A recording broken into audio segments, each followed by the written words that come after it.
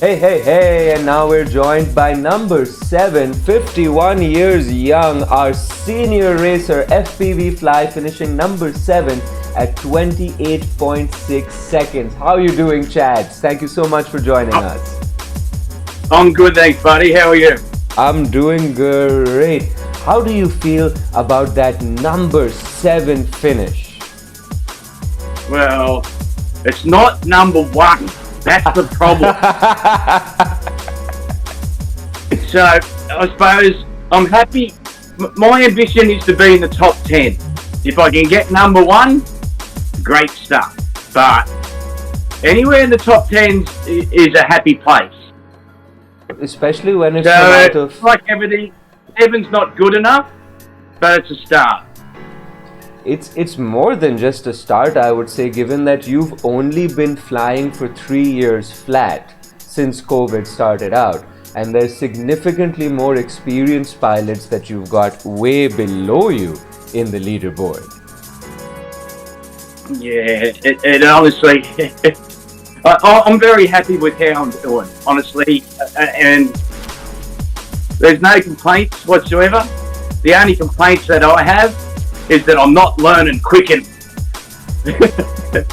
But over time, I'll catch them, you know. The difference is everyone's got to work where I'm retired. I've got every day free to fly. So I'll catch them. That is the right champion's attitude, that hey, I haven't caught them yet, but I'm going to catch them. That is the right attitude. How did you prepare yourself for this run? Well, as soon as I seen that it was advertised, I go on there and I see what race that they say is going to be the first race. And then in this case, the first race was a lift-off race. So it was too easy just to go onto that map. I practice every morning and every evening. So in this case, the morning and evening's practice was on the lift-off race for the pro race. So before it started, I probably had about 3 or 4 weeks of practice solidly on that track. And then just grind it till second nature. So you're starting to see it when you go to bed, when you're sleeping, and stick time, and more stick time. You know, you've got to really drum it into you, so the muscle memory works that well where you're not actually doing any thinking. So you get to that magical no mind Mr. Miyagi flow state, huh? Yeah, that's right. You know what every corner's coming up. You know what roughly speed that you can take it at the skills you've got. But like everything, as soon as you see someone else quicker on there, this is where the blowout starts to happen. So you go and do all your practice, and then you go lay your time.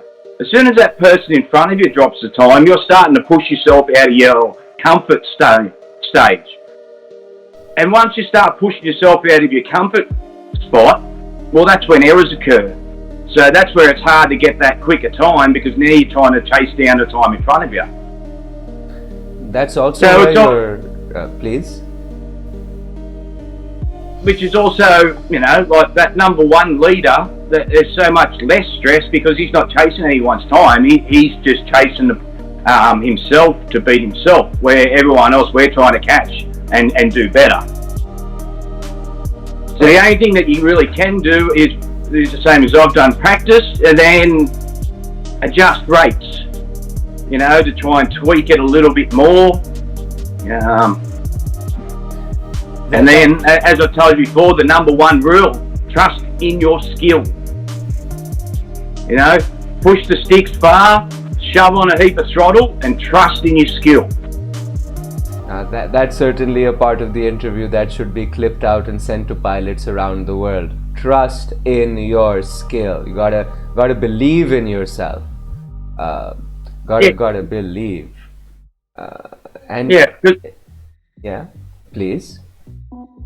Yeah, you know, because a lot of the times when you don't put your best time down, that's a lot of the times where you're not giving it full throttle, you're not trusting yourself enough, and you're kind of holding back a bit, and Yeah, it's a big thing. I honestly believe is most pilots can go faster than what they actually do, but they keep themselves in that comfort zone and not push past that boundary to break through. Yeah, and it's past that comfort zone where your growth happens as well. The errors happen there, but that's also where your growth happens. And like it's at least from my perspective as a racer, it's easier to catch up to someone because you can always see that look, he's doing it faster, so it is possible, and if he can do it, I can do it. But if you're in number one, then another strange comfort zone happens because you're like, hey, I don't need to push it anymore because I'm already number one. And then suddenly someone sneaks up behind you because they're pushing, and boom, you're like a different kind of mental state. You talked about how people stay in their comfort zone. So the aggression in a race, right? Especially given that this is offline multiplayer, right? Like it is God mode disabled, it is a restricted number of tryouts, you don't just get infinite tries, but it is offline multiplayer. There are other people you're also racing against. So where does that line of aggression and caution fall for you when you're racing and putting in your tryout? Is there any caution? Okay, so the way I do it, I look at how many attempts that I can stack on top of each other. Okay, in race number one, I think it was three tries that we could pile up on top of each other before we didn't get any more? I think it was three. I think it was four. Four, was it? Okay. So the safest bet is once you let them pile up, and then I'd go and give it my fastest aggressive runs for my first 2 runs out of those 4. If I put down the time, as in betted my time, I put down a time that I was happy with, I'd save those 2 and I'd put them at a later date. Now, however, most times you're not happy, so you do those aggressive ones in your first 2, and then if you've bombed out and smashed out your first two attempts, then I slow down and just try and get a time on there. So if attempt number 3 I was still too quick, I'd slow right down and put down a really slow time. But even like in tennis, they try to do their fastest serve in their first ball, and then if they stuff that up and they hit the net, their second ball, they'll slow it down and be more controlled with it. So it's pretty much the same. Well, the way I treat it is in this, out of your 2 or 4 attempts, you should be trying out of your comfort zone and pushing the hardest that you can push. If you smash, you smash. If by chance those 2 laps that got through on full aggression and as faster than you normally do, well, bonus, you just got a great time. But if you don't push it to those couple of attempts, well, you're not going to have the opportunity to even have that, to get that amazing time. That's a quad t-shirt right there, Mr. Campbell. If you smash, you smash is okay. Part of the game, part of the hobby. Now, as a really seasoned track designer, one of my very favorite track designers, and known through the community for creating very creative and out there tracks where you've used some of the track assets to create things like dragons and skyscrapers and oh Lord only knows. Check out FPV Fly on the Steam Workshop if you want some really great tracks. Given that this track that we picked for chapter 1 was what would be called a simple, easy beginner track, right? The gates are huge, it's a very short place, and really there's just a couple of 180-degree turns that you go around on the kiddies go-kart track. Do you feel that an easy track for a top-end race actually is easy, or does it make it harder given that it's an easier track? I think, okay, so the muscle memory side of it is easier. Okay, because it's easier to grind on a track that doesn't have too many obstacles in it. However, like everything, once you start going full throttle and you're chasing the person in front of you for a millisecond or a second's time, I think even the easiest track can become hard, even if it's just an oval. If you're chasing that person in front and you want to get closer to the gate than him and closer to the line, to the poles, and chasing for every bit of second on that track, every track gets hard. Every track gets hard. Do you look at, as part of your preparation, do you review the lines other racers are taking? On the start, when we first go into the pro race, probably the first, the pilots that are above me, I will put the Ghost on and I will go look at their lines in practice.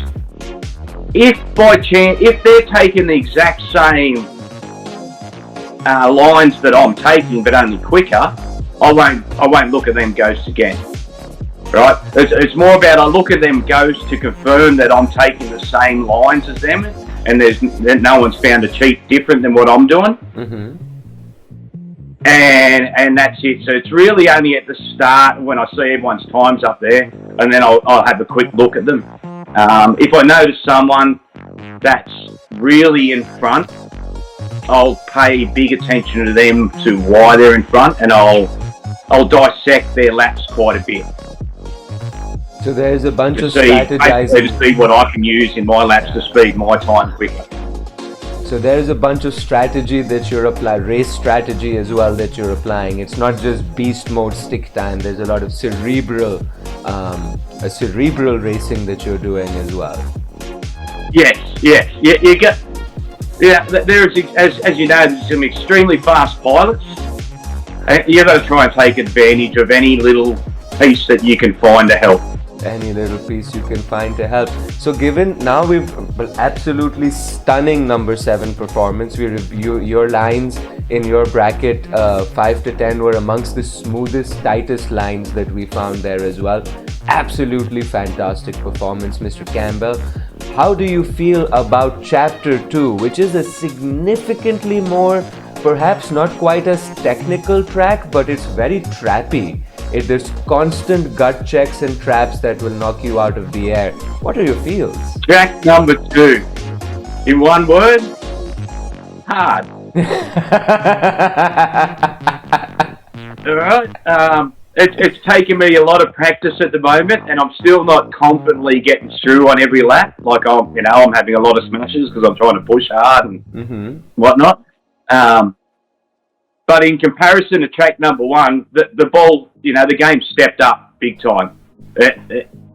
You've got an extremely hard bit to get through some metal posts and a hard ride at the start.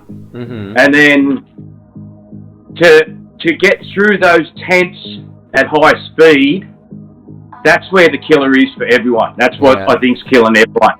And once you get through them at any speed, really, going over and under the truck, man, that's not an easy thing to do at high speeds either. Yeah. And for the truck, even with the way the barriers are so close to the truck, you can't even cheat it and go wide. You got to stay close, because if you go wide and get to the right altitude, now the barriers is in your way. So it's a tough track, but it's an achievable track. But it's just you got to. I'm trying not to let out any secrets, you see, all right? Because it's still happening this race. So let's just go with. There's nothing easy about this second race. It's going to push every pilot to the brink of their skills, especially once you start pushing on speed. And when you're starting to chase down everyone, this is going to be a hard one, real hard one. So now we're in week 1, but I imagine that in week 4, everyone will be chasing those little tiny bits and hoping that they get those perfect moves, perfect lines all in a row next to one another. Yeah. I haven't smashed my control out of anger yet, but it's come pretty close trying to get through them 10.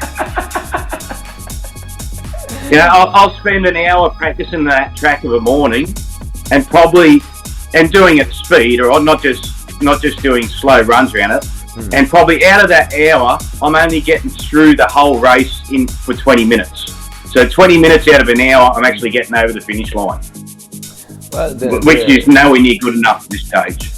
the track designer The other of 40, this. the other 40 minutes, I'm smashing a damn bomb. Well, the track designer for this Crazy Zoc is a pilot whose nemesis was Blue Cheese BK. He was always so close, but always so far from Blue Cheese. He's a German pilot, and he likes to make his tracks really strict, which is what he's done with this one. And I think we're all gonna have a great time and walk away as better pilots with better nerves. I even seen that you've got a time up there of 2 minutes around it. Good time. Well done. Yeah. I sadly missed the first chapter due to things in life that were happening and shoots that I was busy with. But I wanted to make it a point right in the beginning. I was like, hey, I'm telling everyone that you get to be a better pilot. And I firmly believe that. I've seen it happen. It's tangible and it's visceral. So I want to be a better pilot. So all I gotta It do will is make you a better pilot because it forces you to practice a track a lot in a short time. You know, because if this wasn't in a pro race, I probably would have raced that race maybe 5 to 10 times, and then I probably would have got the hoops with it and not flown it again for a long time because it's so damn hard. Where when it's in the pro race, we practice it. Well, I practice it every morning and every night and push hard on it. Well, all the young pups had better watch out for Chapter 2 because FPV Fly's coming for that top spot. Thank you so much for taking time out of your day to speak with us, Chad. All the best for Chapter 2. We're watching you, brother, and we're hoping that you get onto that podium for that finish. All the best, man. Happy flying! Thank you. Thank you very much.